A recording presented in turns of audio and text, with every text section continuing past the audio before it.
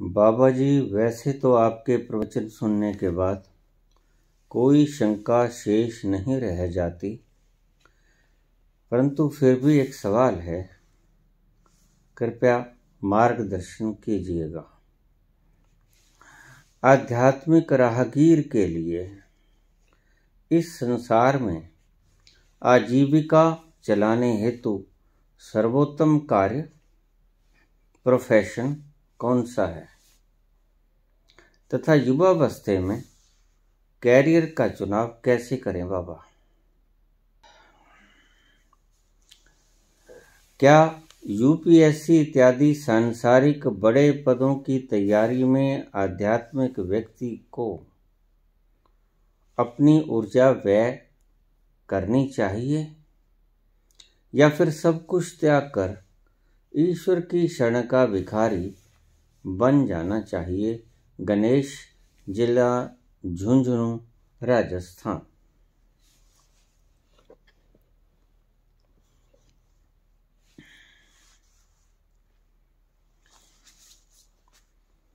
आध्यात्मिक राहगीर के लिए इस संसार में आजीविका चलाने हेतु सर्वोत्तम कार्य या प्रोफेशन कौन सा है?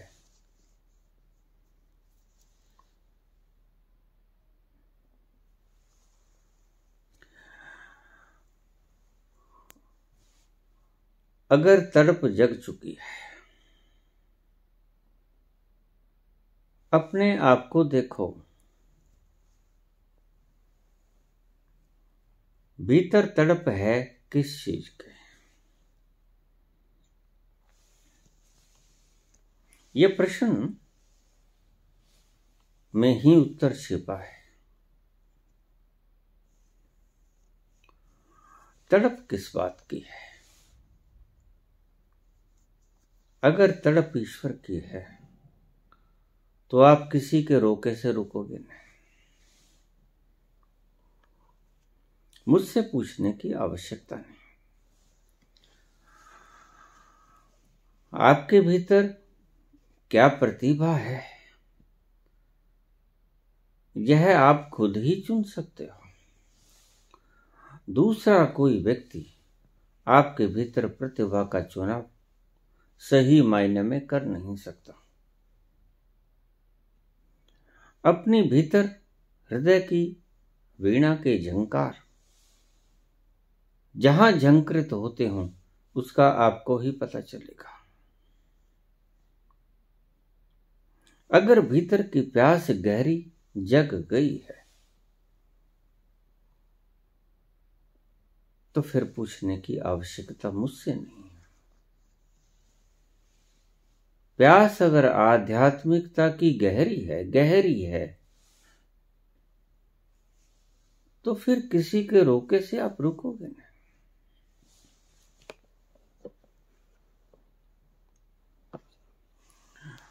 कोई तुम्हें रोकना चाहे तो भी ना रुकोगे। किसके रोके रुकी मीरा?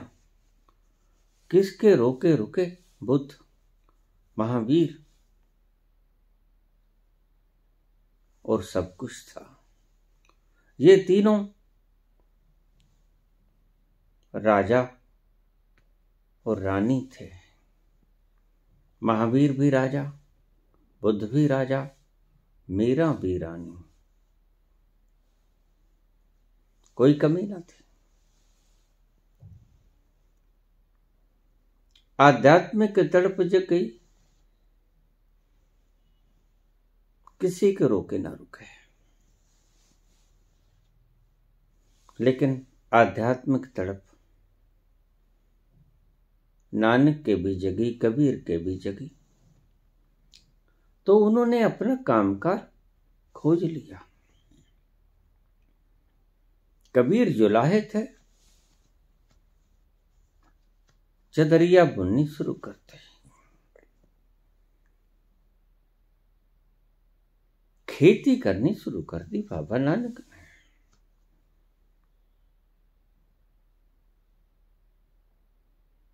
जच गया। तुम्हारी आत्मा को जो जच जाए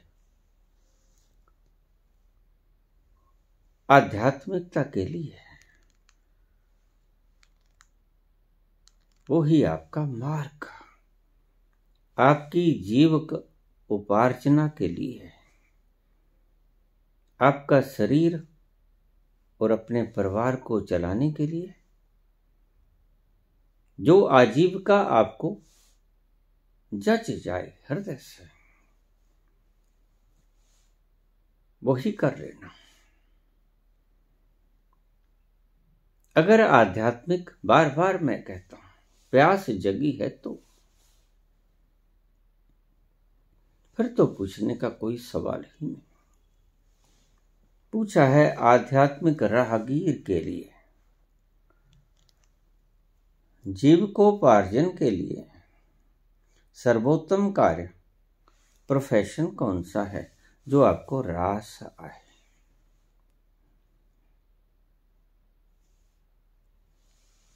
और अगर आध्यात्मिक जिज्ञासा अभी जगी नहीं है, संतों को सुनकर, शास्त्रों को पढ़कर, इधर उधर की बातें सुनकर,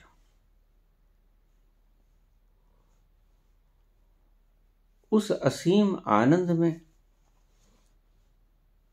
डूबने की आकांक्षा हो रही है, उस असीम मस्ती में झूमने का मन हो रहा है, तो फिर वो आपकी जिज्ञासा नहीं है।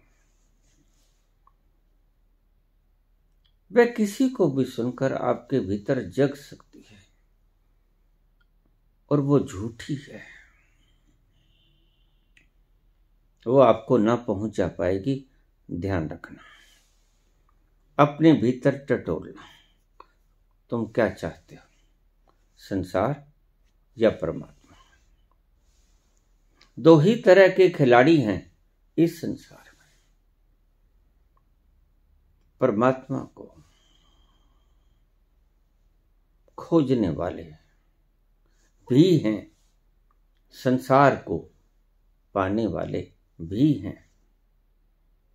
लेकिन आप अपने मन के आईने में झांक के देखो, वहां किसकी छाप जमती है, किसका चेहरा उभरता है। तुम वास्तव में चाहते क्या? मेरे पास बहुत लोग आ जाते हैं, तलाश परमात्मा की, और कुछ देर बाद पता चलता है मुखौटा था। संसार की जरूरतें गिनाना शुरू कर देते हैं, संसार की वासनाएं बताना शुरू कर देते हैं। अभी एक मजेदार कमेंट मेरे पास 5-7-10 दिन पहले आया। एक व्यक्ति मुझे कमेंट करता है कि आप मुझे संघारणी कृत्या सिखा दो, मैं इन दुष्टों का नाश करना चाहता हूं।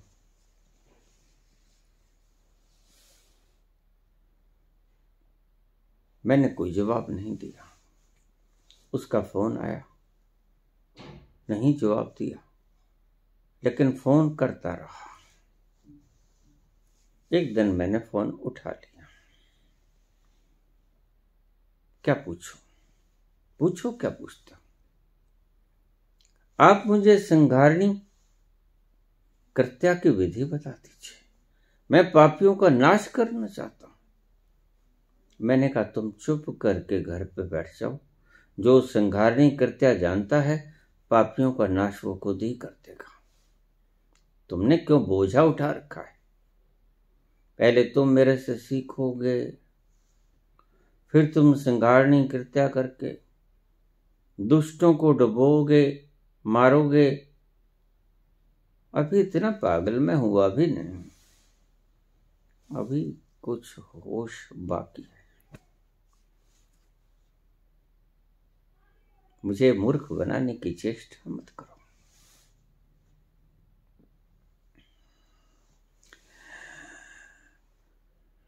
ये बातें मेरे पास चलने वाली नहीं।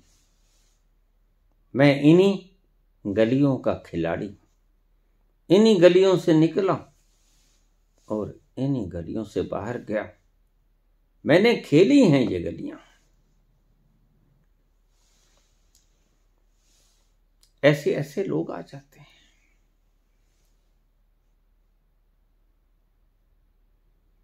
मंतव्य कुछ और है, नाश पापियों का करना है। तो भगवान कृष्ण क्या करेगा? अगर तुम ही पापियों का नाश कर दोगे, यदा यदा ही धर्मस्य ग्लानिर्भवति भारत अभ्युत्थानम अधर्मस्य तदात्मानं सृजाम्यहम् परित्राणाय साधूनां विनाशाय च दुष्कृतां धर्म संस्थापनार्थाय संभवामि युगे युगे। फिर ये कृष्ण क्या करेंगे? ये बाढ़ झोंकेंगे यहां आकर। अगर तुमने सभी दुष्टों का नाश कर दिया तो प्रकृति किस लिए बैठे? अगर तुमने ही खुद न्याय प्रणाली को अपने हाथ में ले लिया तो फिर ईश्वरीय प्रणाली का अर्थ भी क्या रह जाता है? और ध्यान रखो, न्याय प्रणाली को, ईश्वरीय व्यवस्था को तुम उसके पैरेलल नहीं चल सकते। ईश्वरीय व्यवस्था इतनी सटीक है कि तुम्हें न्याय अपने हाथ में लेने की जरूरत नहीं। तुम्हें पता ही नहीं, हिटलर ने 2.5 करोड़ आदमियों की हत्याएं कर दी, गैस चैम्बरों में भूनने गए बुरी तरह से। यह विक्षिप्त व्यक्ति थे। ऐसे विक्षिप्त व्यक्ति धरती पर आते जाते रहते हैं। ऐसा नहीं है। जिनका हम नाम गिनाते हैं, जिन्हें हम आज याद करते हैं, सिर्फ वही हुए, बहुत हुए और बहुत हुए, बहुत हैं और बहुत होते रहेंगे। तुम्हारा क्या ख्याल है? एक व्यक्ति 2.5 करोड़ व्यक्तियों की हत्याएं कर दे तो अगर खून का बदला खून, अगर पापी को, हत्यारे को, बिल्कुल सही हत्यारे को दंड दिया जाए, he should be hanged till death,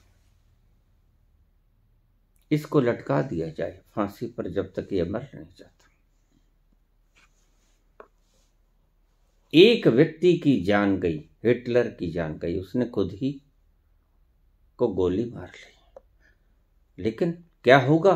2.5 crore आदमियों को मारने की सजा एक आदमी की मृत्यु नहीं। आप न्यायिक व्यवस्था को समझे ही नहीं। एक व्यक्ति 20 आदमियों की हत्या कर देता है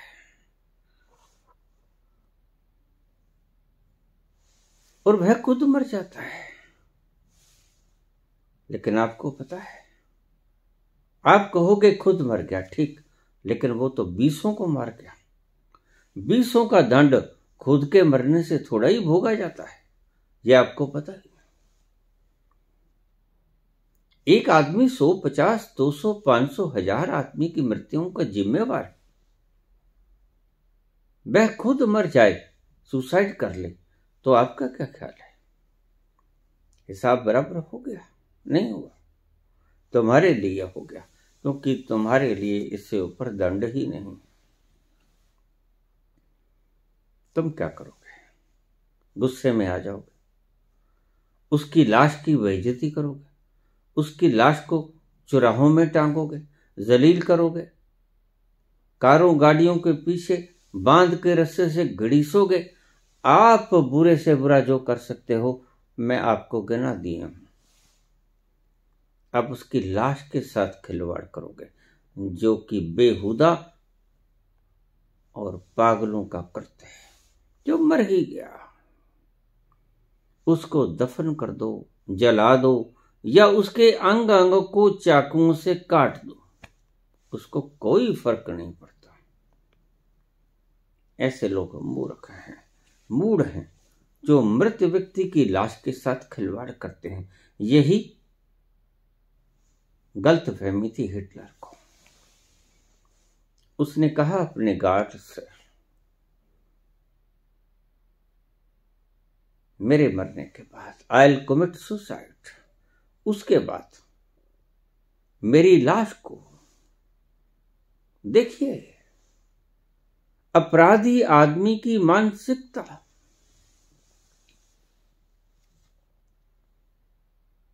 अगर रशियन के हाथ में आ गई तो ये लोग मेरी लाश का ऐसा तुर्रा उठाएंगे, धधकाएंगे, तड़पाएंगे, चौराहों पे लटकाएंगे, बोटी बोटी काट देंगे। ऐसी दुर्गति मैं नहीं चाहता मेरी लाश की हो। और हिटलर को पता ही नहीं। जब वो मर ही गया तो लाश के टुकड़े करो या लाश को साबुत जला दो, कोई फर्क नहीं पड़ता। और लाश के टुकड़े करके पशुओं को खिला दो, सूअरों को खिला दो, कुत्तों को खिला दो, क्या फर्क पड़ता है। लाश तो लाश है। जब तक जीवन था तब तक सजा भी दी जा सकती थी। जब मर ही गया तो सजा समाप्त हो गई। आपको पता नहीं, बहुत से लोग ऐसे हुए जिन्होंने एक से ज्यादा बहुतायत में कत्ल किए या जिनके कारण बहुतायत में व्यक्ति मर गए। उनकी तानाशाही के कारण या उनकी दहशत के कारण या उनकी दहशत गर्दी के कारण।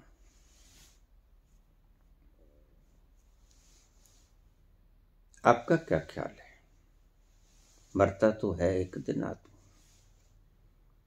बिला शक। जिस दिन वह व्यक्ति मर जाएगा, हिसाब बराबर हो गया समझो। नहीं, आप कानून की व्यवस्था को अपने हाथ में ले सकते हो, लेकिन प्राकृतिक कानून की व्यवस्था को अपने हाथ में नहीं ले सकते। अब 2.5 करोड़ आदमियों की जिंदगी छीनने वाला अकेला हिटलर खुद को गोली मार ले, हिसाब चुकता हो गया? नहीं हुआ। बाकी 2 करोड़ 49,999 लोगों का कातिल, उसके भीतर निरपराधों की क्या कसूर किया था यहूदियों ने? मतभेद हो सकते हैं, मनभेद नहीं होनी चाहिए। मतभेद तो सभी के साथ होते हैं। कभी 2 व्यक्तियों के मत आपने मिलते देखे? जर्रा राई का फर्क हो चाहे, फर्क होता ही होता है। अगर ये व्यक्ति समझे, मुसोलिनी ने कितने कत्ल किए, चंगेज ने, औरंगजेब ने कितने कत्ल किए, और अगर तुम कहो कि मैंने उसे गोली मार दी,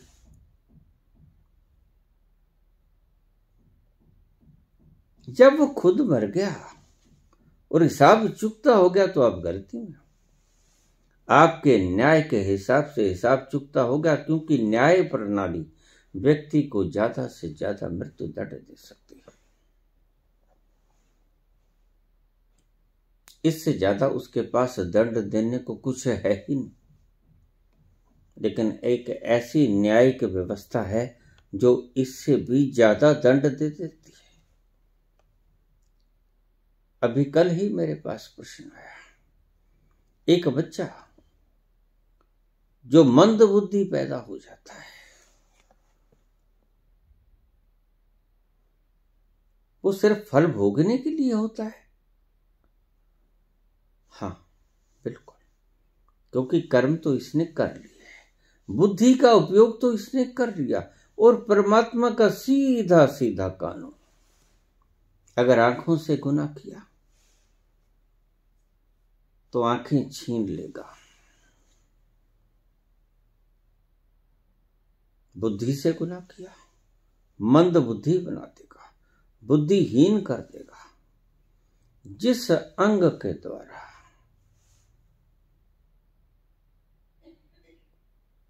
तुम लोगों को सताते हो, ईश्वर विधान सीधा सीधा है, उस अंग को आपसे छीन लेता है।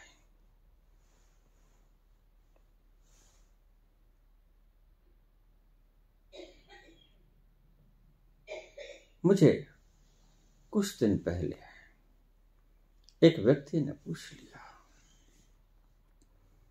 जो किन्नर होते हैं, किन्नर किस बात का दंड मिलता है इन्हें? मैंने कहा देखिए,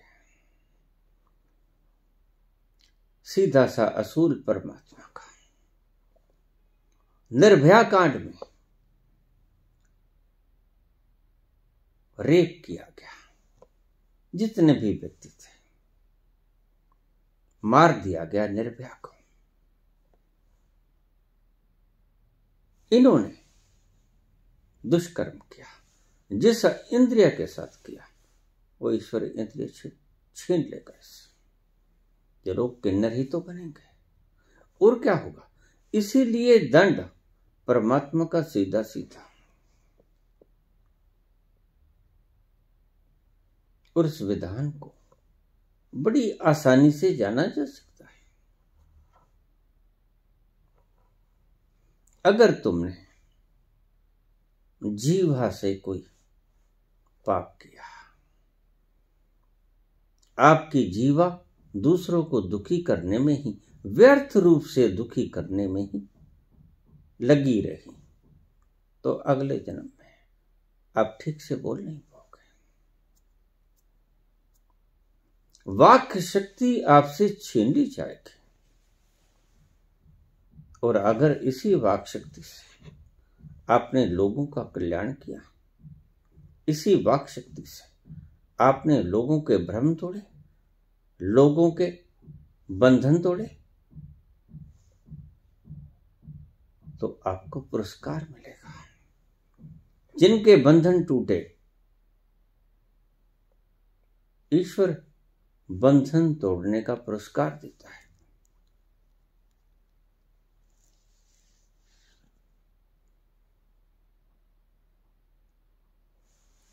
एक व्यक्ति अगर हजारों लाखों करोड़ों कत्ल कर देता है, मुसोलिनी जैसा, चंगेज जैसा, माओ से तुंग जैसा, अभी पुतिन कर रहा है, देख रहे हो। लेकिन ये लोग जानते नहीं, मानते हैं कि परमात्मा है नहीं। न्यायिक प्रणाली भी इन लोगों के लिए नहीं है, परमात्मा नहीं है, चलो मान लो, लेकिन न्यायिक व्यवस्था, न्यायिक प्रणाली, ये फोर्स ऑफ ग्रेविटेशन भी नहीं है। ये चांद तारे, इतनी कायनात बिना किसी सहारे के घूम रही है। ये अपने से क्रिएट हो गया, चलो अपने से भी क्रिएट हो गया, तो चल तो विधान में रहा है ना। हर चीज प्राकृतिक विधान में चल रही है, और अगर आप प्राकृतिक विधान में खलल डालोगे तो उसका खमियाजा आपको भुगतना पड़ेगा।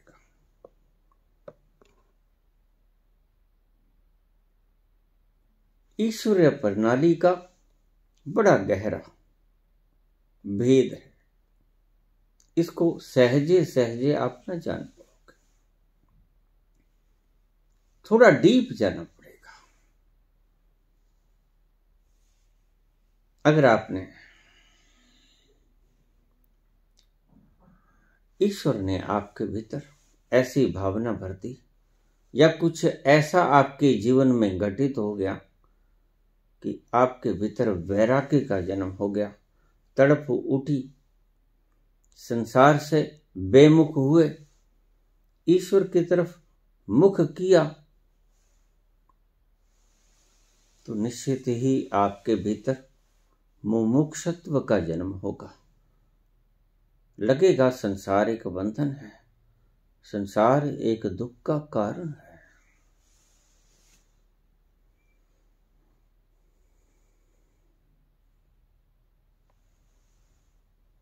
उससे छूटने का प्रयास करोगे।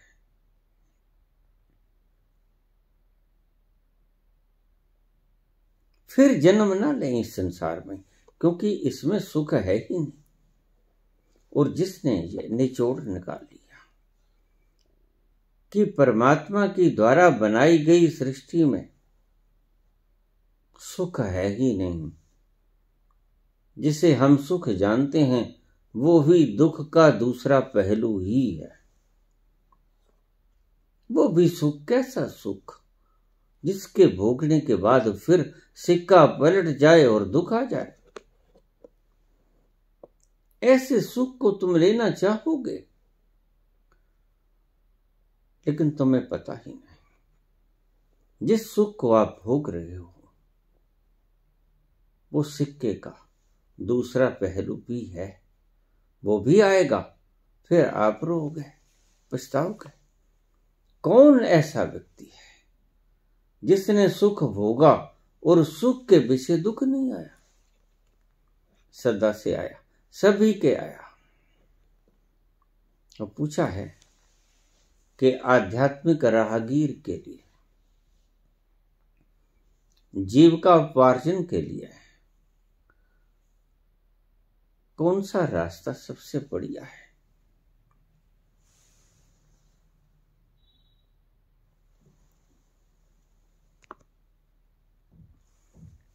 कौन सा प्रोफेशन सबसे बढ़िया है? युवावस्था में कैरियर का चुनाव कैसे करें बाबा? अपनी अंतस प्रज्ञा को देखकर, अपनी अंतस आंतरिक इच्छाओं को देखकर।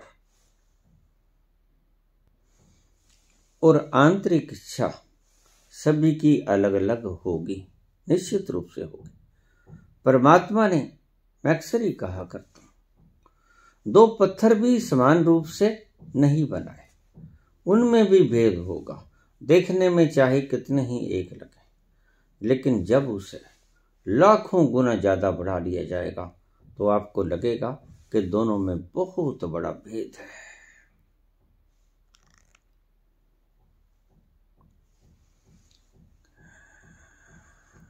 आजीविका का चुनाव कैसे करें,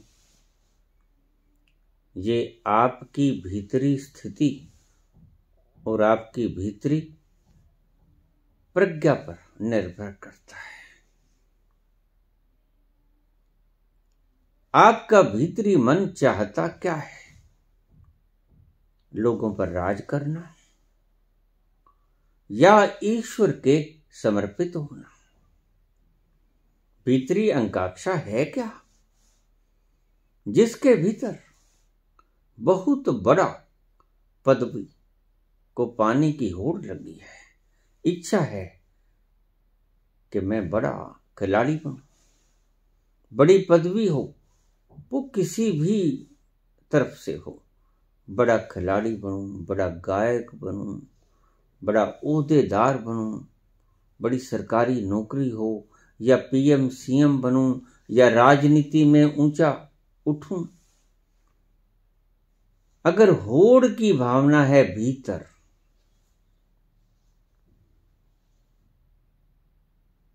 तो आपको परमार्थिक बात करना व्यर्थ है। परमात्मा की तरफ जाना भी मत।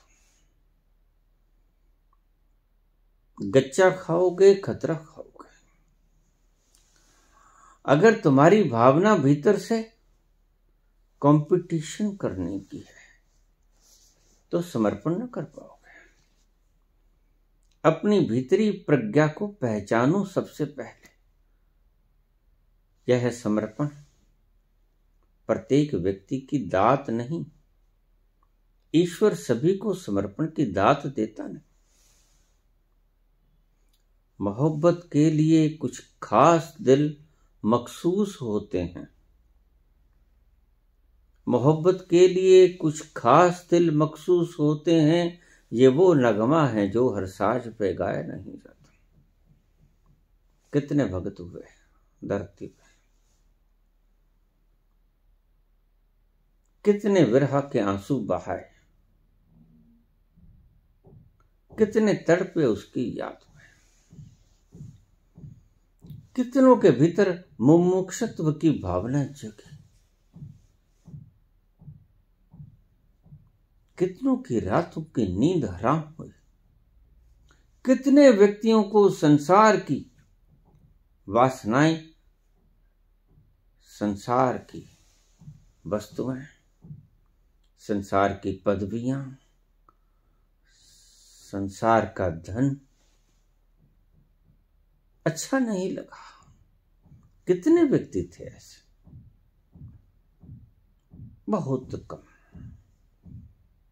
बहुत कम रेशो मिलेगी आपको।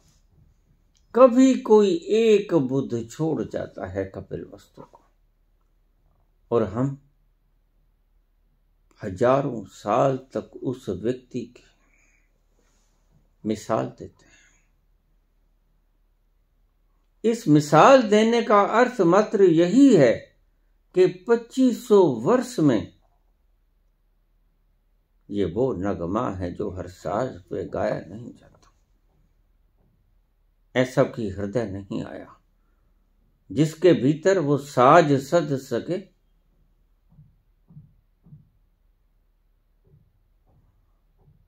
वो धुन प्रकट हो सके। इसलिए आज हम गिनती के नाम लेते हैं। कबीर, नानक, ईसा, चौंगत से, लाओ से, बुद्ध, महावीर, कृष्ण, गिनती के नाम लेते हैं हम।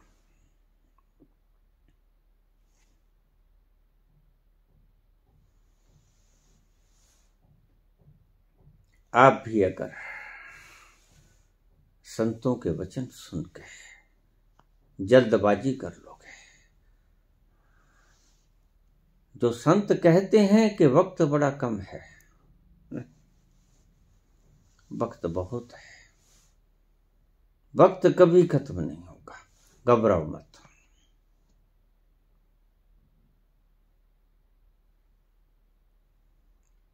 उसकी सृष्टि में वक्त की कोई कमी नहीं। ये धरती समाप्त हो जाएगी और 5 लाख धरतियां यूनिवर्स में बहुत करीब करीब हैं हमारी धरती के, ज्यादा दूर। लेकिन हमारे वैज्ञानिकों में इतनी सामर्थ्य नहीं कि उनमें से एक का भी अवलोकन कर सके। 5 लाख धरतियां हैं हमारी इस गैलेक्सी के आसपास, इस मिल्की वे गैलेक्सी के आसपास 5 लाख धरतियां ऐसी हैं जहां पर जीवन है। लेकिन क्या करें, वहां जाने के लिए सैकड़ों प्रकाश वर्ष की जरूरत पड़ेगी, हजारों प्रकाश वर्ष की जरूरत पड़ेगी। वो आपके पास है नहीं। ना तो कोई ऐसा रॉकेट है जो प्रकाश की गति से अब तक साइंटिस्ट ने बना लिया हो, और ना ही इतनी आयु है किसी में कि वह उस आबादी वाले क्षेत्र में जाकर वापस आ जाएगा। यद्यपि आपको एक और भी बात बता दूं, अगर आप प्रकाश की गति से रॉकेट के भीतर बैठ जाओगे तो एक मजेदार बात बता दूं, आपकी उम्र बढ़ेगी नहीं। अगर आप 1,86,000 माइल्स पर सेकंड की रफ्तार के रॉकेट के भीतर बैठ जाओगे तो चाहे तुम 1000 सालों के बाद वापस आओ, आपकी उम्र एक क्षण भी नहीं घटेगी। यह एक अजूबा है।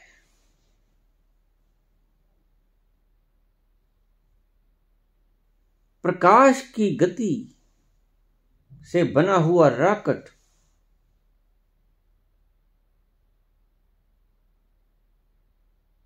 में अगर आप बैठ जाते हो तो आप हजारों सालों तक ब्रह्मांड का भ्रमण कर लो।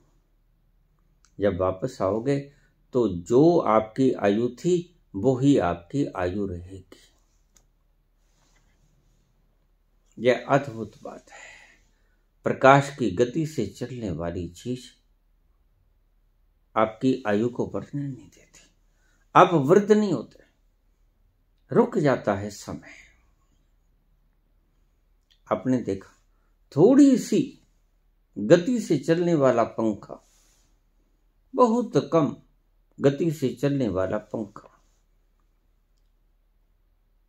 पंखे के जो पर होते हैं उसके बीच में से आप छत को देख नहीं सकते कि क्या लिखा है, लेकिन पंखा जब घूमता है थोड़ी सी रफ्तार के साथ तो आप देखोगे कि मिट जाएगा ठोसत्व, जो पर हैं उनका ठोसत्व मिट जाएगा और आप मजे से छत के ऊपर लिखी इबारत को आराम से पढ़ पाओगे।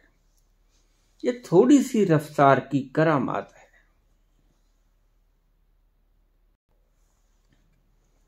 अगर यकीन न हो तो प्रकाश की गति से चलने वाला रॉकेट बना के देख लो। आप सारे ब्रह्मांड में घुमाना, जहां तक भी आप जा सकते हो, और जब वापस आओगे धरती पे एक क्षण भी आपकी उम्र घटी नहीं होगी। अगर आप जब यहां से गए तो 35 साल के थे तो लाख साल आप ब्रह्मांड में घूम लेना। जब वापस आओगे यहां पर तो आपकी उम्र होगी 35 वर्ष। ईश्वरीय सिद्धांत बड़े निराले हैं। इन सिद्धांतों को आप न तो जान सकते हो, ना इनकी खोजबीन भी नहीं कर सकते।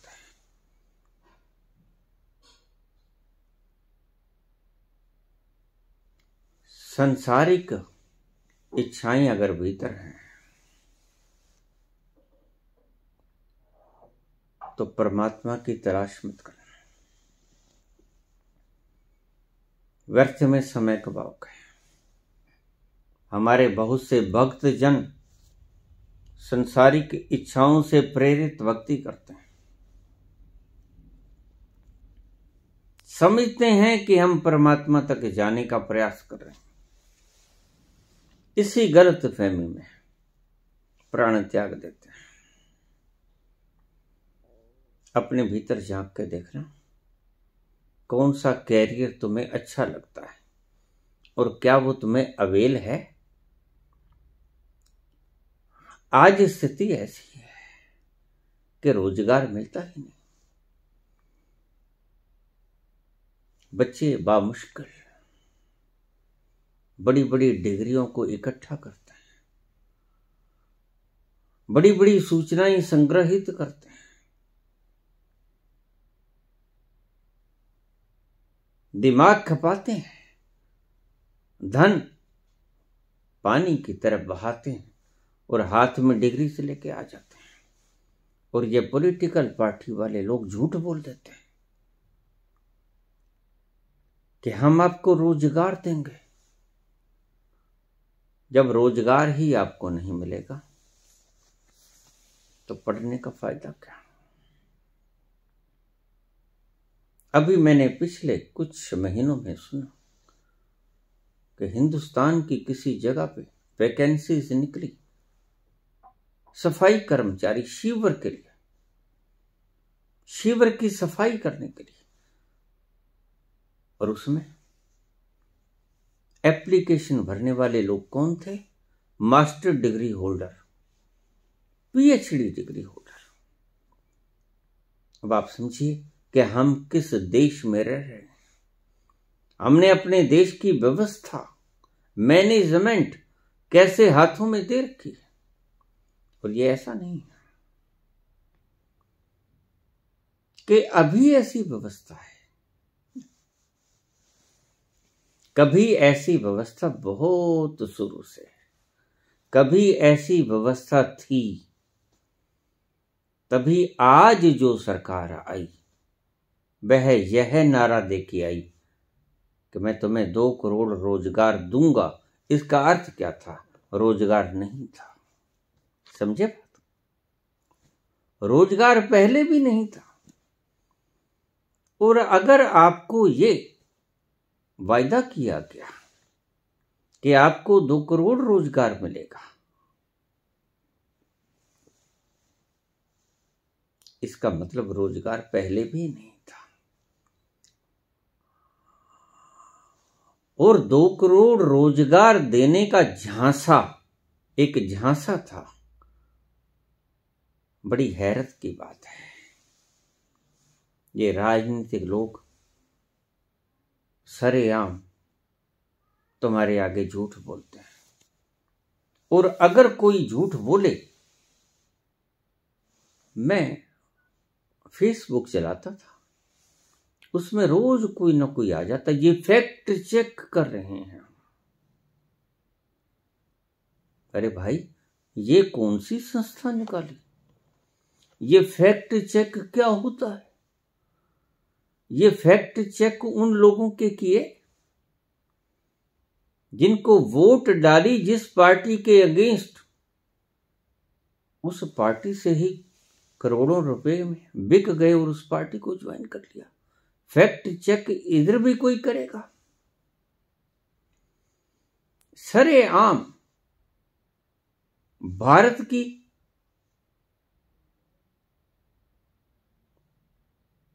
सबसे बड़ी सत्ता के ऊपर आसीन व्यक्तिगत झूठ बोले तो शर्म की बात है, मुल्क के लिए, मुल्क वासियों के लिए, और उन व्यक्तियों के लिए जो सरेआम मंचों पर चढ़कर झूठ बोलते हैं। लेकिन हमारी बुद्धि जागृत नहीं होती।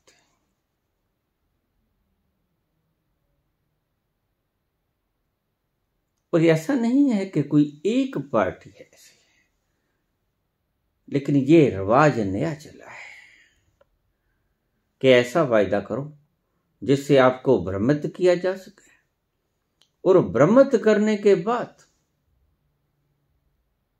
सत्ता हासिल की जा सके, और सत्ता हासिल करके आपको गुलाम बनाया जा सके। आज शिक्षा की जो हालत है आप देखते हो। बाकी की बात छोड़ो, भूखे तो पहले भी मरते थे, आज भी मर रहे हैं। कोई ऐसा बढ़िया व्यवस्थापक आया नहीं, देश आजाद हुआ, बहुत बढ़िया व्यवस्थापक नहीं आया। 19-20 के फर्क रहे होंगे, लेकिन सभी ने लूटा। राजनीतिक लूटने की एक परंपरा है, और आप या हम लोग उनकी मूर्खताओं को लूटने का प्रयास करते हैं। ये लोग, हम मूड हैं। रोजगार मिलेगा जो तुम चुन सकोगे। तुम्हारे हाथ में है आज? नहीं, तुम्हारे हाथ में कुछ नहीं। तुमने गलत सवाल पूछ लिया, तुमने पहले आगे की बात ही नहीं सुनी, सोची। क्या यूपीएससी इत्यादि संसारिक बड़े पदों की तैयारी में आध्यात्मिक व्यक्ति को अपनी ऊर्जा व्यय करनी चाहिए, या सब कुछ त्याग कर ईश्वर की शरण का भिखारी बन जाना चाहिए?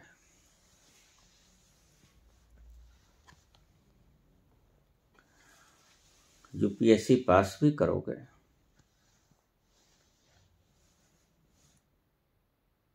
तो पक्का है नौकरी मिल जाएगी। और कितने लोग यूपीएससी कर पाते हैं? पीएचडी भी बैठे हैं अपनी काख के भीतर डिग्रियों को दबाए। ऐसे नहीं कि पहले नहीं थे, पहले भी थे, आज भी हैं, लेकिन आज एक परंपरा नई जन्मी है। वो परंपरा नई ये जन्मी है कि सर्वोत्तम सत्तासीन व्यक्ति झूठ बोलता है सरे आम मेजों के ऊपर। यह प्रणाली गलत विकसित हो गई है। छोटे झूठ बोले चलेगा, बड़ा बैठा है उनके चपत लगा देगा, लेकिन अगर सर्वोत्तम व्यक्ति ही झूठ बोले तो फिर फना की कगार ही समझो। आप लोगों को ईश्वर भी नहीं बचा पाएगा, क्योंकि आपके लिए ईश्वर वही था जिसको आपने चुना, और उसको आपका पोषण ईश्वरीय ढंग से ही करना चाहिए था। मजबूरियां भी आती हैं, मजबूरियों में हमेशा जनता प्रजा राजा का साथ देती है, लेकिन अगर झूठ ही बोला जाए तो कल को आप चाहो ना चाहो वैराग्य उत्पन्न हो ही जाएगा। ऐसे व्यक्तियों से, ऐसी राजनीतिक पार्टियों से मैं आपसे यही कहना चाहता हूं, क्योंकि अभी जवान हो। वैसे जिसने भी ये किया, मुझे पता है, वोटिंग की उम्र 18 साल की रख थी। उसको साइकोलॉजी का कोई पता नहीं था, उसको पता ही नहीं इस बात का। राजीव गांधी ने किया, वोटिंग की उम्र 18 साल रख दी, पहले 21 थी, लेकिन 21 में भी व्यक्ति ठीक मैच्योर नहीं हो पाता। पुरानी पारंपरिक हमारे मनीषियों की खोज के 25 वर्ष में व्यक्ति मैच्योर होता है। 25 वर्ष में मैच्योरनेस आती है उसके भीतर। 25 वर्ष की उम्र होनी चाहिए थी, 21 से 18 करती गई, 21 से 25 होनी चाहिए थी, क्योंकि 25 साल का व्यक्ति अपना हित अहित अच्छी तरह से जान पाता है। जान तो पाता है 18 वाला भी, जान तो पाता है 21 वाला भी, लेकिन उस वक्त बाहुल्य होता है भावनाओं का। भावनाओं के प्रवाह में 18 और 21 वर्ष के लोग बहक जाते हैं, लेकिन 25 साल का व्यक्ति जल्दी जल्दी भावनाओं में बहता नहीं। उसका निर्णय बड़ा परिपक्व होगा। देखिए, पूर्णता तो किसी के भीतर भी नहीं होती, कमी तो आती ही है। कमी तो 70 वर्ष का बूढ़ा भी अंधभक्त हो सकता है, लेकिन प्रगाढ़ता 18 से ज्यादा 21 और 21 से ज्यादा 25 में है। सिर्फ अनमैच्योर्ड माइंड्स को जो देश की सत्ता बनाने में भागीदारी दी गई, मेरी दृष्टि से वह कदम सही नहीं था। शारीरिक रूप से मैच्योर हो जाते होंगे। आज जमाना कुछ ऐसा है, शारीरिक परिपक्वता कुछ वर्ष पहले होने लगी है, लेकिन शारीरिक परिपक्वता का मतलब यह नहीं होता कि मानसिक परिपक्वता भी हो गई। ये दोनों अलग चीज है। मानसिक परिपक्वता सही 25 वर्ष की उम्र में होती है, लेकिन समय समय पर राजा जिसके हाथ में सत्ता बदलते रहते हैं। यूपीएससी वगैरह के एग्जाम देने चाहिए, बिल्कुल देने चाहिए, अगर आप में इतनी इंटेलिजेंसी है तो। आखिर देश की सत्ता को, देश की प्रशासनिक व्यवस्था को, देश की सारी व्यवस्था को इकोनॉमिक, हेल्थ, एजुकेशन और जितने भी रास्ते हैं, इनको चलाने के लिए प्रबुद्ध व्यक्तियों की जरूरत पड़ेगी नहीं पड़ेगी। अगर तुम्हारे पास कैपेबल व्यक्ति नहीं है तो वही अंगूठा छाप व्यक्ति एजुकेशन मिनिस्टर होंगे, वही मरीज व्यक्ति हेल्थ मिनिस्टर होंगे, मानसिक रूप से मरीज हेल्थ मिनिस्टर होंगे। जिनके पास कैपेबिलिटी नहीं, बिल्कुल एग्जाम देने चाहिए। अगर तुम कैपेबल हो तो एग्जाम भी देने चाहिए, और एग्जाम देने के साथ साथ आपको देश के निर्माण में योगदान भी देना चाहिए। मेरी भारत माता पुकार रही है, आवश्यकता है उसे तुम जैसे बच्चों की, तुम जैसे मैच्योर्ड माइंड की। बिल्कुल एग्जाम तो पास करो और अच्छा प्रशासनिक सेवा में योगदान दो, सेवा करो, स्वार्थ में।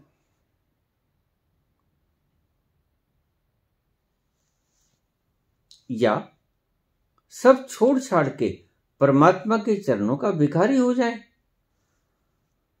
वो मैं पहले ही बता चुका हूं। अगर तुम्हारे भीतर इतनी ज्यादा मुमुक्षुत्व की भावना है तो कोई नहीं रोक सकता। फिर तो कोई भी डिग्री, कोई भी धनों के अंबार, कोई भी तख्त व ताज, कोई भी मान सम्मान, या आपको कोई भी अड़चन रोक ही नहीं सकती। जैसे नंगे पांव महलों से निकल जाती है मीरा, जैसे चैतन्य नाचने लग जाते हैं सरे बाजार, जैसे बुद्ध रातों रात कपिल वस्तु को त्याग कर भाग जाते हैं कि कोई मुझे पकड़कर सिंहासन पर न बैठा दे। जिस सिंहासन पर आप सत्तासीन होने के लिए दिन भर रात जुगाड़ करते हो, बेईमानियां करते हो, झूठ बोलते हो, कफर तोड़ते हो, उसी सिंहासन को रातों रात मुझे कोई सिंहासन पे बैठा ना दे, इस वृत्ति को लेकर बुद्ध भाग जाते हैं, जबकि सिंहासन उसका था। लेकिन मुमुक्षुत्व होना चाहिए भीतर, चोट लगी ना हो। बुद्ध के भीतर तो बहुत गहरी चोट लगी। वृद्ध देखा, बीमार देखा, आरती देखे, बदल गया सब कुछ। जो देखा नहीं था आज तक, कुंबलाया हुआ पत्ता कभी नहीं देखा था, कुंबलाया हुआ फूल कभी नहीं देखा था। आज जब एकांत में सब कुछ एक बार में ही दर्शन हुआ, उथल पुथल मच गई भीतर। जब मर ही जाना है, बीमार ही हो जाना है, बूढ़े ही हो जाना है, तो हो ही गया। ऐसी शानदार भावना, ऐसी परिपक्वता, मैच्योरिटी ऑफ माइंड विलक्षण लोगों के पास होती है। कोई कोई होता है, ये वो नगमा है जो हर साज पे गाया नहीं जाता। या परमात्मा के चरणों में उसका भिखारी बनकर, उसकी शरण का भिखारी बनकर रहना चाहिए। बिल्कुल, अगर मुमुक्षुत्व की भावना जगी है तो तुम्हें किसी से पूछना नहीं पड़ेगा, न मुझसे न किसी अन्य गुरु से। मीरा ने किसी से पूछा? बुद्ध ने किसी से पूछा? महावीर ने किसी से पूछा? नहीं पूछा।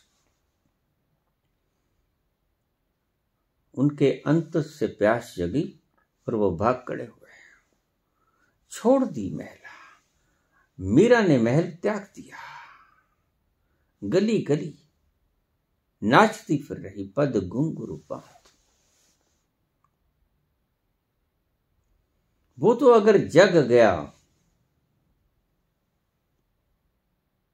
ईश्वर की शरण में भिखारी बन के रहना, तो बुद्ध होते हुए भी भिक्षा पात्र हाथ में पकड़ लोगे।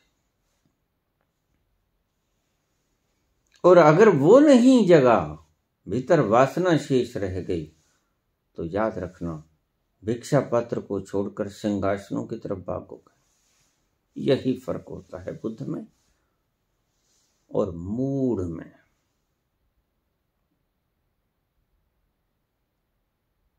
और कोई फर्क नहीं होता।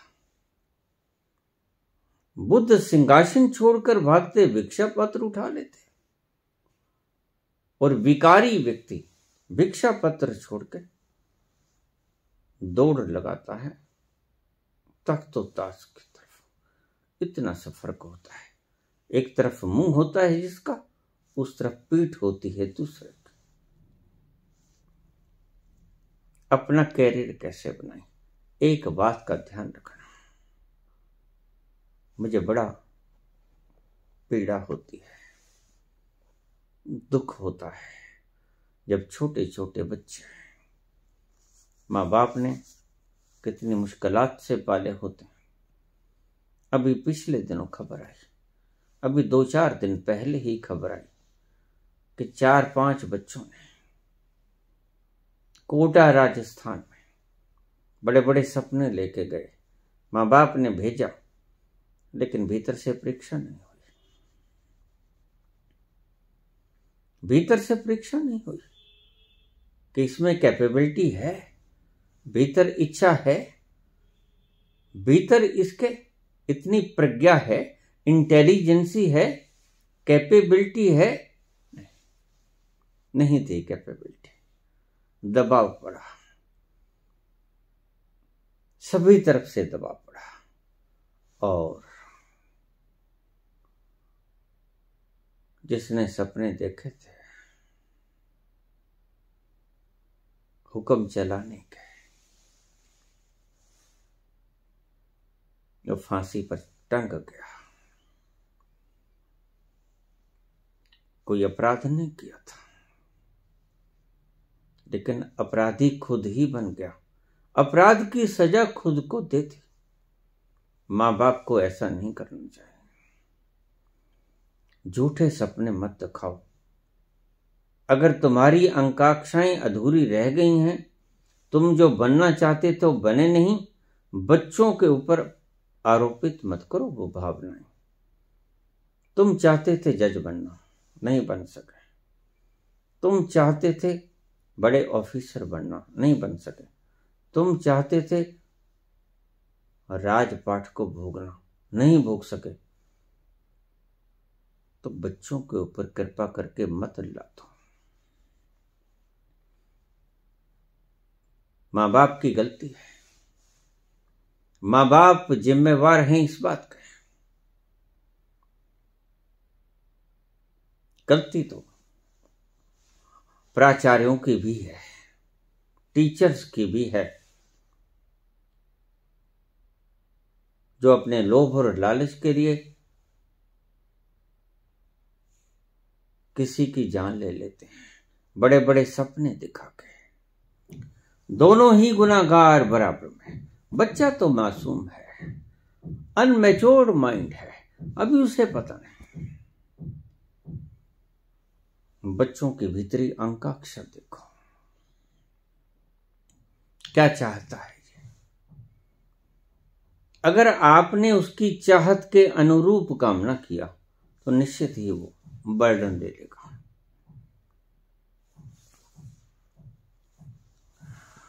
मेरे एक भांजे के बेटा पढ़ाई नहीं कर रहा था, उससे प्यार से पूछा गया क्या करना चाहते हो? कहता मैं खेलना चाहता हूं, क्रिकेट खेलना चाहता हूं।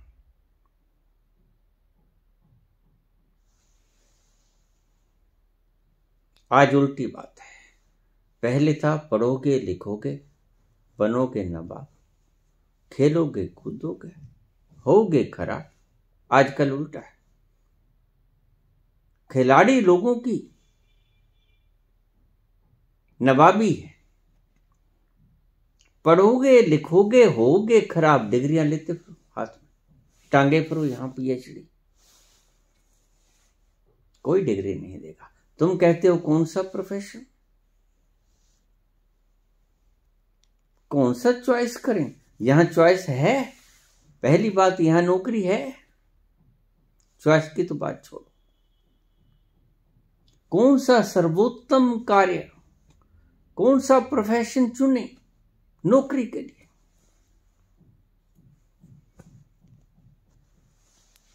डिग्री हाथ में लिए कितने बेरोजगार फिरते हैं, दुखद बात है। और ये हर साल आंकड़ा बढ़ता ही जाता है। लेकिन अगर राजाओं को चाहिए, अगर तुम रोजगार नहीं दे सकते तो पदवी छोड़ दो, सिंहासन छोड़ दो। अभी इंग्लैंड में ऐसा हुआ, यूके की प्राइम मिनिस्टर ने रिजाइन कर दिया, ऋषि सुनक बैठ गए। नहीं होता मुझसे, नहीं संभाला जाता। ईमानदार लोग हैं। राजनीतिक ऐसे ही होने चाहिए। अगर नहीं देश काबू में आता तो छोड़ दो कुर्सी, दूसरों को मौका दे दो, या उनसे कोई आदमी ले लो, कोई समझदार आदमी से राय ले लो। देश का सवाल है। बात तो राष्ट्रभक्ति की करते हो, बात तो राष्ट्र प्रेम की करते हो, लेकिन राष्ट्र में अगर कोई ऐसा संकट आ गया है तो चाहे वो विरोधी पक्ष में खड़ा है, आप उसकी सहायता नहीं ले सकते। ऐसा हुआ नरसिम्हा के राज में। नरसिम्हा राव एक मीटिंग में जाना था यूएनओ में अपने भारत का पक्ष रखने के लिए। तो मुझे याद है नरसिम्हा राव ने अटल बिहारी वाजपेयी जी को भेजा कि जाइए, आप काबिल हो, हमारी भारत की तरफ से प्रतिनिधित्व करिए और हमारे भारत की समस्या को अच्छी तरह से यूएनओ के भीतर रखिए। ये होती है भावना, आपसी मैत्रीय भावना। मैं किसी एक व्यक्ति की पार्टी के पक्ष में नहीं। मैं चाहता हूं राज करने वाले लोग देश में सुख शांति प्रेम का संदेश बरसाएं, न कि नफरत के बीच, न कि हो हल्ला, न कि कहर तूफान, न कि लड़ाई झगड़ा। सड़कों पर खून नहीं होना चाहिए। राज कोई भी करे, पार्टी कोई भी आए, लेकिन एक बात को ध्यान में रखना, मैंने किसी विशेष पार्टी के लिए कभी आह्वान नहीं किया। मैं अगर बोलता हूं विशेष व्यक्ति के विरोध में बोलता हूं, और उस व्यक्ति के विरोध में नहीं, उस व्यक्ति की कार्य प्रणाली के विरोध में बोलता हूं जब भी बोलता हूं। और आप देख लेना, मैं सबूत देने को तैयार हूं। अगर मैं कभी भी बोला किसी व्यक्ति विशेष की नीति के विरुद्ध बोला, अगर वो नीति ठीक कर लेगा, हम उनका धन्यवाद करेंगे। अपनी नीतियों को ऐसा बनाओ देश में कोई भूखा ना सोए, हमारी देश की प्रज्ञा बाहर ना जाए। देखिए, पढ़ते हैं जहां बच्चे, हमारे देश में जन्मे, हमारे देश में प्रज्ञावान हुए, और काम आते हैं अमेरिका के, काम आते हैं दूसरे देशों के, कनाडा के, ऑस्ट्रेलिया के। ऐसा क्यों होता है? अगर हमारा घर इन प्रतिभाओं को संभाल नहीं सकता, तभी तो ये बाहर जाते हैं। अन्यथा अपने घर को कोई छोड़ने को राजी है तुम अपने घर को छोड़ना चाहते हो? कोई भी अपने घर को नहीं छोड़ना चाहता। जो सुख छज्जू दे चुबारे, न बल्ख न बुखारे। अगर उनका पेट यहाँ ठीक से भरेगा नहीं, अगर उनको यहाँ पर सही परीक्षण के औजार नहीं मिलेंगे, तो वो क्या करेंगे? उनकी इंटेलेक्चुअलिटी कहीं ज्यादा है और आप उनको इंटेलेक्चुअलिटी दिखाने का कोई उपाय नहीं कर सकते, तो फिर वो क्या करेंगे? ये विदेशों में जाने वाले लोग कौन हैं? क्या विदेशों से भी यहां कोई आता है साइंटिस्ट? बताइए क्या हुआ? उन लोगों के पास प्रतिभा की कदर करने की इच्छा है, प्रतिभा की वो कदर डालते हैं। जन्मा यहां, पला यहां, शिक्षण व्यवस्था यहां की, और जब वो मैच्योर हो गया, रोजगार नहीं मिला। देश में ऐसी व्यवस्था नहीं थी कि किसी ने उसे संभाला नहीं, चला गया, गोदी में बैठ गया अमेरिका की, कनाडा की, ऑस्ट्रेलिया की या किसी भी मुल्क की। प्रतिभा थी हमारी भारत की। भारत मां अगर आंसू नहीं बहाएगी तो क्या करेगी? फिर तुम राष्ट्रभक्ति का संदेश देते हो, ये राष्ट्रभक्ति नहीं है। हमारी प्रतिभाओं को बाहर मत निकलने पर मजबूर करो, ये हमारी शान है।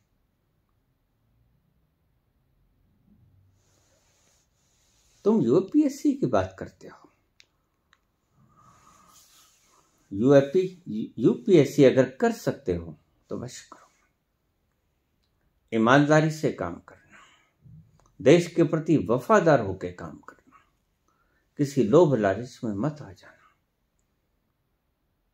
अगर ऐसा तुम कर्म कर सकते हो, आध्यात्मिक प्रश्न पूछा है तुमने, निश्चित ही अगर आध्यात्मिक प्रश्न पूछा है तो भीतर ऐसी भावना भी होगी सेवा की। सेवा की भावना के बिना अध्यात्म का जन्म होता ही नहीं। कैरियर का चुनाव कैसे करें? कैरियर का चुनाव लोगों के कहने से मत करें, फिर परिणाम वही होगा। अभी 15 बच्चे रस्सियों पर लटक गए, कसूर किसका? दो तरफ, मां बाप का भी, हालांकि नुकसान उनका ही हुआ, और टीचर्स का भी, उनका नुकसान कुछ नहीं हुआ, उनका तो फायदा ही हुआ। असल नुकसान हुआ माता पिता का, जिसका बच्चा उनके बुढ़ापे का सहारा, बुढ़ापे की लाठी उन्हें अकेला छोड़ के चले गए। नहीं, ऐसा काम मत करो। अपने बच्चों को इन दुष्टों के हाथों मरने पे मजबूर मत करो। कम पढ़ा लो, थोड़ा खा लो, लेकिन मृत्यु के कगार पे मत धकेलो। अपने बच्चे की अच्छी तरह से भीतर की इंटेलेक्चुअलिटी पहचानो।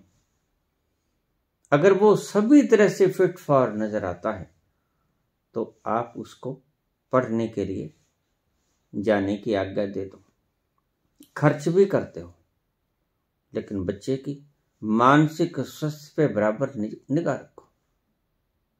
अगर जरा भी आपको संदेह होता है तो फिक्र मत करो कि हमने इतना पैसा गंवा दिया। आज तो पैसा गंवाया है, कल को लाल गंवा लोगे, इस बात का ध्यान रखना। फिर वो किसी कीमत से वापस नहीं आएगा। सारी सृष्टि की संपदा किसी के पांव में रख देना, जो टीचर पढ़ा रहे हैं, आपका लाल वो वापस नहीं कर पाएगा। इस बात को ध्यान में रख लेना। इसलिए किसी बच्चे को बड़े सपने दिखा के बाहर भेजने की, किसी जगह पे इन कोचिंग सेंटर्स वगैरह में भेजने की आवश्यकता नहीं। तुम इनकी हत्या करने की कोशिश कर रहे हो, मूढ़तावश। नहीं संभलो। आज 15 हुए हैं, कल को 1500 भी होंगे, फिर 15,000 भी होंगे, फिर तुम्हें अकल आएगी। अभी से रुक जाओ, मैं तुम्हें वार्न करता हूं। बच्चों के ऊपर इतना मेंटल प्रेशर मत बनाओ। बच्चों से पूछो वो क्या करना चाहते हैं, कोई बात नहीं, पीएन लग जाएंगे। आपको पता नहीं, आज पीएचडी करने वाले पीएन लगने को तैयार हैं। बताओ मुझे पीएन की पोस्ट दो, मैं तुम्हें 1000 पीएचडी देता हूं, 10,000 पीएचडी देता हूं। पीएन की पोस्ट बताओ मुझे कहां है। तुम कैरियर को चुनने की बात करते हो इस देश में। इस देश का ढांचा आमूल चूल परिवर्तित करना पड़ेगा। जो सत्ता में हैं चाहे तो वो कर दें, ज्यादा अच्छा, ज्यादा बेहतर, नहीं तो जनता करवा लेगी। जनता जब अति दुखदायी स्थिति में आ गई तो जनता की ताकत आपको फर्श से अर्श पे ले गई, वही ताकत आपको अर्श से फर्श पर भी ले आएगी।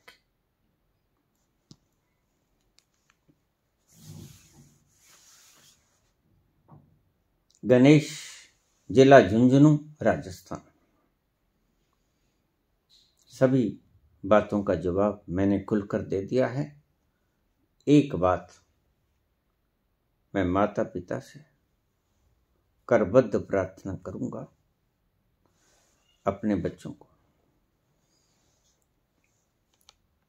ऐसा माहौल मत दो कि रस्सियों पे बलिदानी होने की कवायद शुरू हो जाए। ये छुआछूत का रोग है, मत भेजो। बच्चे थोड़ी सी घटिया नौकरी कर लेंगे, कोई बात नहीं, लेकिन जीवित तो दिखेंगे। ना खुदा ही मिला ना वसाले सनम, ना इधर के रहे ना उधर के रहे, ना तो जज बन पाए। जीवन तक से हाथ धो लिया। तुम्हारा प्यारा लाल जो तुमने एक एक बुर्की खिला के पाला था, हाथ से गंवा बैठे अपनी बेवकूफी के कारण, लोगों की गलत प्रचार के कारण। गलत प्रचार को समझदारी से देखो और अपने बच्चे की इंटेलेक्चुअलिटी को अच्छी तरह से पहचानो। ये कर पाएगा? नहीं तो मत भेजो, अन्यथा पैसा तो वापस आ जाएगा। आज गया कल आ जाएगा, और नहीं भी आएगा तो कोई बात नहीं, लेकिन ये जीवन तो आप सारे संसार की संपदा भी लौटा दो, वापस नहीं आने को। सिर धुन धुन पछताओगे, तड़पोगे उसके बिना, उसकी याद आएगी, अपने गुनाह याद आएंगे, फिर तुम खुद को गुनाहगार मानोगे। ये काम मत करो। सभी माँ बाप से मेरी करबद्ध प्रार्थना है, बच्चों को अगर भेजना है कंपटीशन में तो उनको अच्छी तरह से खड़का के दिखाओ। झेल पाएंगे वहां का तनाव, और तनाव देने की चेष्टा भी मत करो। जहां तनाव आता है बच्चे पे, फौरन हटा लो वहां से। यह तनाव ही कारण बनता है रस्सियों पे झूलने का। आशा है मेरा संदेश आप तक पहुंच गया होगा। धन्यवाद।